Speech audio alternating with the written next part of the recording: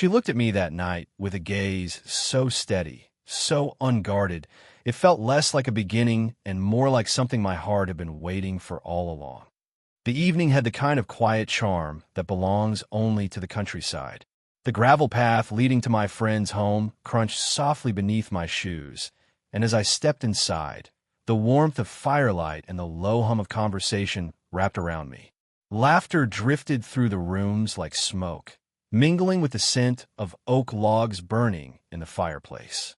People moved easily, glasses in hand, sharing stories and small jokes that rose and fell like gentle waves. I wasn't looking for anything more than a pleasant night. But then I noticed her. She sat a little apart from the rest, not withdrawn, but quietly self-contained, as though the noise of the room existed on the other side of a thin glass wall.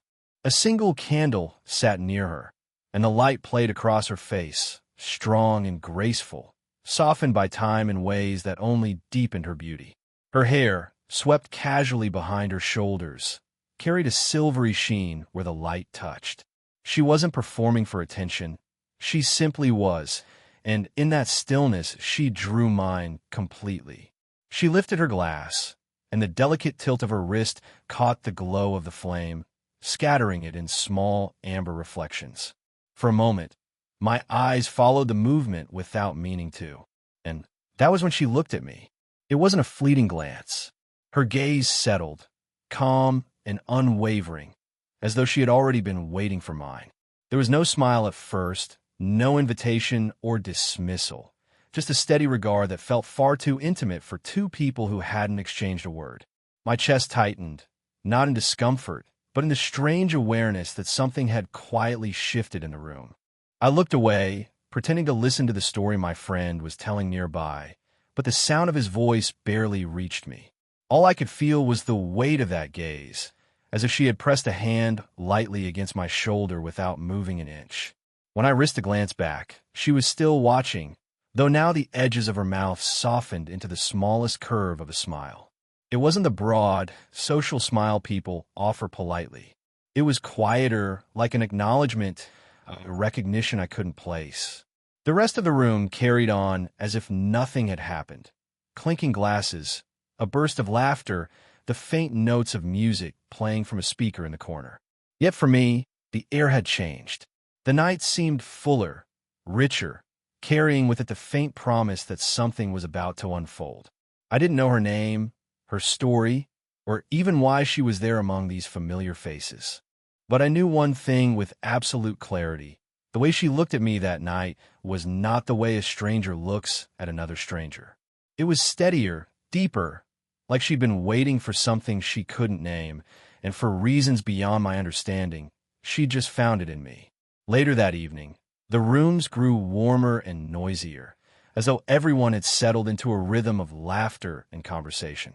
I slipped toward the garden doors, drawn by the quiet promise of fresh air. The night outside was cool, the kind that carried the scent of damp earth and the faint sweetness of fallen leaves. Stars scattered across the sky, sharp and clear, and the hum of voices from indoors faded to a muffled backdrop. That's when I saw her again. She was already outside, standing near the edge of the garden where lantern light barely reached. Her arms were folded loosely, the curve of her shoulders relaxed, but her face turned upward toward the night. I hesitated for a moment, unsure if I should intrude on her solitude, but something about the calmness in her stance invited rather than pushed me away. Escaping the noise? I asked softly, not wanting to startle her. She turned, and that same steady gaze found me once more. This time, there was the faintest flicker of amusement in her eyes. Something like that, she replied. Her voice was low, smooth, touched with the confidence of someone who'd long ago grown comfortable with silence. I stepped closer, feeling the cool stone beneath my shoes, and stood beside her. For a while, neither of us spoke. The garden was alive with faint sounds, the rustle of branches, the quiet hum of insects, and the stillness between us felt strangely natural. It was she who broke it, her voice almost blending with the night air. "I've always preferred the quieter moments of nights like these," she said, "when the world feels softer, Her words echoed something I had always felt but rarely admitted. Me too, I answered, my tone almost a whisper. It's easier to breathe when everything slows down. She glanced at me then, her smile small but sincere, and it felt like a door opening just slightly. I noticed how the lantern light caught in her hair, highlighting strands of silver among the darker tones. She carried her years not like a burden, but like a garment of grace, each detail of her face holding a story I wanted to learn. The closeness of her presence wasn't overwhelming, yet stirred something inside me I couldn't name. Between words, silence returned, not the awkward kind, but the kind that deepens the connection. My breath slowed to match the rhythm of hers, and I found myself attuned to every subtle detail. The way her hand rested lightly against her arm, the way she tilted her head when she listened, the faint scent of her perfume carried by the breeze. In that moment, I realized I wasn't just having a conversation. I was being drawn into her orbit, step by step, without either of us forcing it. The garden, the night sky, the cool air, all of it became a backdrop to something quieter and infinitely more significant. It was just a first conversation. Yet, beneath it, a current of something unspoken was already flowing, something that made me wonder if this night had chosen both of us for reasons neither could fully understand. Back inside, the warmth of the fire and the familiar murmur of voices wrapped around me once again, but it felt different now. The garden air still clung to me, carrying with it the impression of our quiet exchange. I tried to fall back into the rhythm of the gathering, but my attention drifted constantly toward her. She had returned too, though she seemed as composed as ever, sitting with a small group who laughed easily at some story being told. She listened, smiling faintly, but I noticed her eyes flick toward me, brief glances that felt deliberate, like gentle taps on the shoulder from across the room. Every time I caught her gaze, the rest of the noise dimmed. At one point, I passed by where she sat, intending only to refill my glass. She shifted slightly in her chair, and the back of her hand brushed against my sleeve. It was the lightest touch, accidental on the surface, but it lingered in a way that sent warmth coursing up my arm. For a second, I forgot my reason for walking past it all. The sensation stayed with me, delicate yet unshakable, like the ghost of a word not yet spoken. While I looked down, she didn't flinch or apologize. Instead, her lips curved into that same restrained smile I'd seen earlier, the kind that wasn't offered to the room, but to me alone. It wasn't bold, and yet it carried more weight than anything else happening around us. As the evening unfolded, I kept catching her watching me, not in the careless way strangers study each other out of passing curiosity, but with a kind of stillness, as if she were taking in details she didn't want to miss. I felt myself doing the same. The slope of her shoulders, the way her fingers tapped absently against the rim of her glass, the calm steadiness in her posture that made the entire room seem louder by comparison. We spoke little in those moments, our conversation still scattered and light, but the silence between us said more.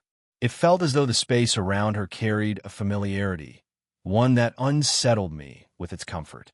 I couldn't explain it, but being near her didn't feel like meeting someone new. It felt like remembering someone I'd somehow always known. The fire crackled, glasses clinked, laughter rolled across the room, and yet I was suspended in something else entirely. Every time her eyes sought mine, the rest of the world blurred at the edges.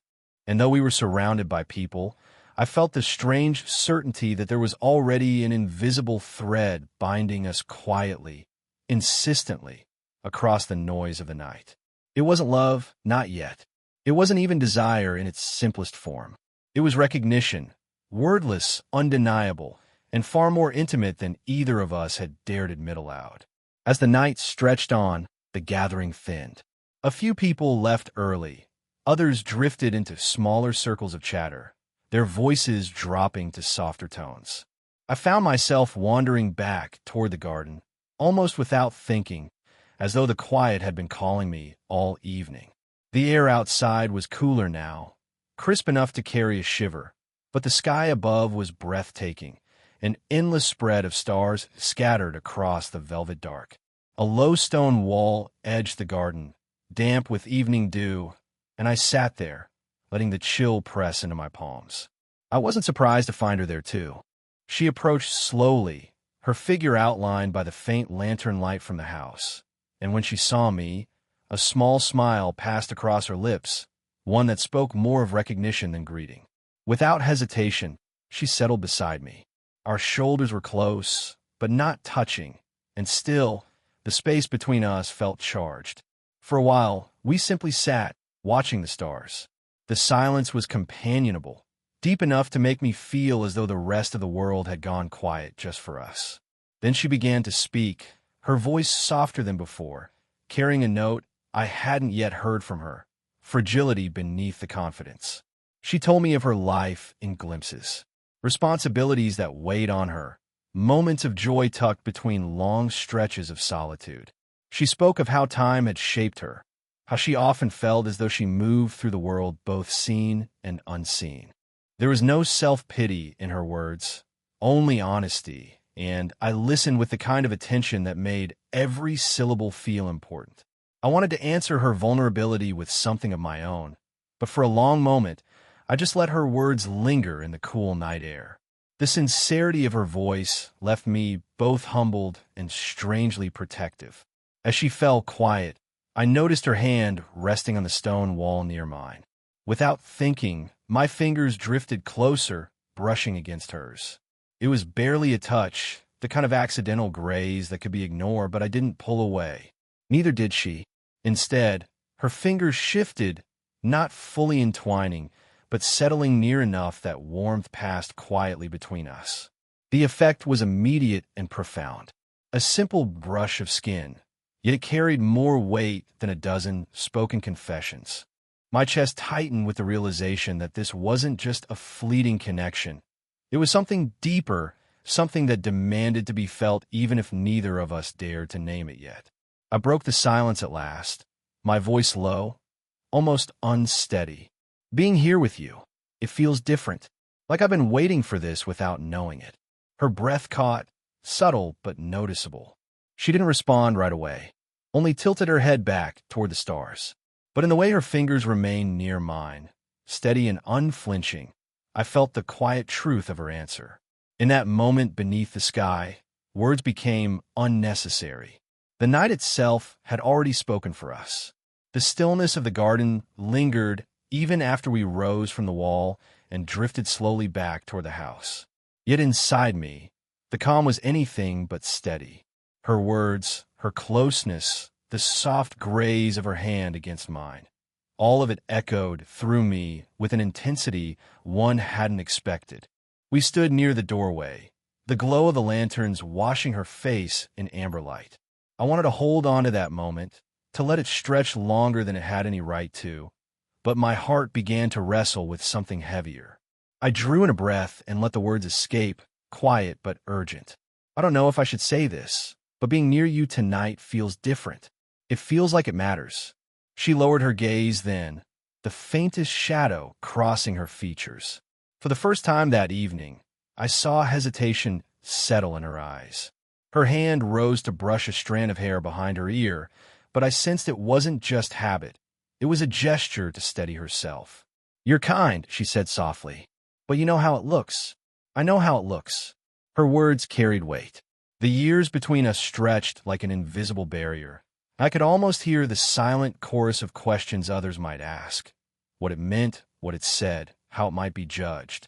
I wanted to push against it, to tell her it didn't matter, but I also knew this wasn't something she dismissed lightly. She had lived enough, seen enough, to understand how perception could wound. "I don't care what anyone thinks," I said at last, though my voice betrayed my own uncertainty. "I just know that tonight. I don't want to step back from this." She looked up then, her eyes locking onto mine, and in that gaze was conflict, yearning wrapped tightly in restraint. For a heartbeat, I thought she might turn away, close the door before anything more could slip through. But instead, she stepped closer, until the air between us was thick with unspoken words. Her voice was a whisper, almost trembling. You make me feel as if I could forget all the reasons I shouldn't." The admission stunned me, not for its boldness, but for the raw honesty it carried. I could feel her fear, her caution, yet beneath it pulsed the same quiet pull I had been fighting all night. I didn't touch her then, though every part of me wanted to. Instead, I let the silence hang, filled with the fragile balance of what we both longed for and what we both feared. In that pause, I realized this was not a simple story of attraction. This was something deeper, complicated, and real, something that asked us to risk the safety of reason for the uncertain promise of the heart. And though neither of us moved, the weight of that choice pressed against us like the night itself, waiting to see if we would give in or let it pass us by. The house had grown quiet, the earlier music and laughter fading into memory. Only a few guests remained, speaking in low tones by the fire. She and I lingered near the door, neither willing to say good night, though the hour pressed us toward it. The cool air drifted in from the garden, brushing against my skin, but it was her nearness that made me shiver. She stood just a step away, her posture poised, yet her eyes betrayed the storm beneath. I could sense her hesitation, the careful way she weighed every moment. And yet, she didn't walk away. I didn't speak. Words felt too fragile, too clumsy for the weight of what hung between us. Instead, I watched her, and she watched me, the silence wrapping around us like a thread pulling tighter. Then, almost without thought, she moved closer.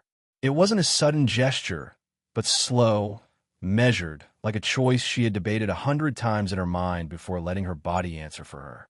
She reached up, her fingers brushing lightly against the collar of my coat.